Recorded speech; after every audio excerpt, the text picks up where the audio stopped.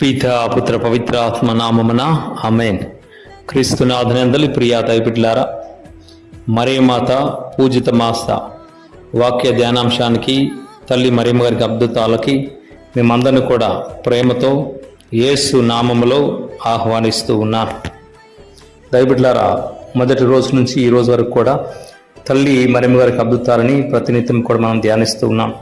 మరొకసారి గుర్తు చేసుకున్నట్లయితే, మొదటి రోజున స్పెయిన్ దేశంలో స్తంభంపై వెలిసిన మరియమాత అద్భుతం, రెండవ రోజున అర్జెంటీనాలో శాన్ నికోలాస్ మాత అద్భుతం, మూడో రోజున తమిళనాడు రాష్ట్రంలో వెలంగిని మాత అద్భుతాలు, నాలుగో రోజున ఫ్రాన్స్ దేశంలో లూర్ద్ మాత అద్భుతాలు, మరి ఐదో రోజున పోర్చుగల్లో ఫాతిమా మాత అద్భుతాలు, ఆరో రోజున ఐర్లాండ్లో మౌంట్ కార్మెల్ మాత అద్భుతాలు, ఏడో రోజున ఐర్లాండ్లో నాక్ మాత అద్భుతం, ఎనిమిదో రోజున పారిస్ నగరంలో అద్భుత ఆ యొక్క పతాక మాత అద్భుతం, మరి తొమ్మిదో రోజున ఫ్రాన్స్లో లా సాలెట్ మాత అద్భుతం, పదో రోజున బెల్జియంలో డ్యూరెంగ్ మాత అద్భుతాన్ని గురించి విని ఉన్నాం.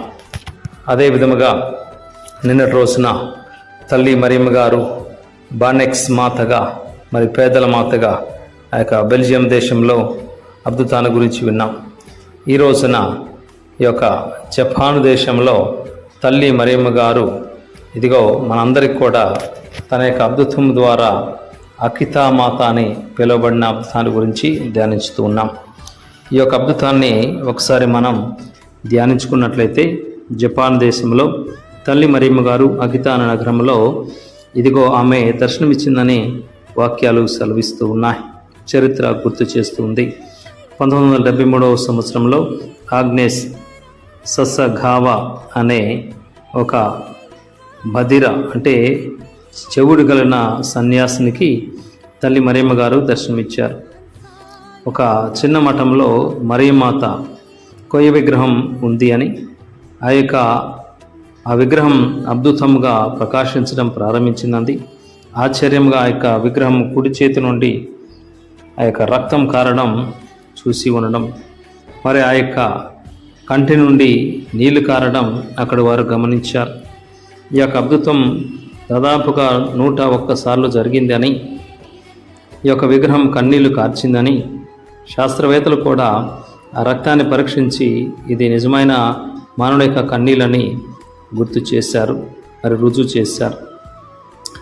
ఈ యొక్క దర్శనం ద్వారా తల్లి మరియమ్మ గారు ఆగ్నేస్ గారి ద్వారా మనకిచ్చే సందేశం ఏమిటాయి అంటే, ప్రజలు పశ్చాత్తాపడి తన జీవితాలను మార్చుకోకపోతే పరలోక తండ్రి యొక్క కోపం శిక్షగా మారుతుంది.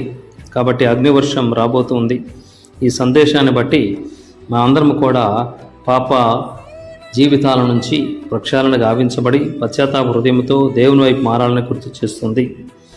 అకితా మాత సందేశంలో జపమాల యొక్క ప్రాముఖ్యతను ఆమె పదే పదే నొక్కి చెప్పింది. ప్రతిరోజు జపమాల జపించండి, పోపుగారి కోసం, బిషప్పుల కోసం, యాజకుల కోసం ప్రార్థన చేయండి అని తల్లి మరియమ్మ గారు కోరారంట.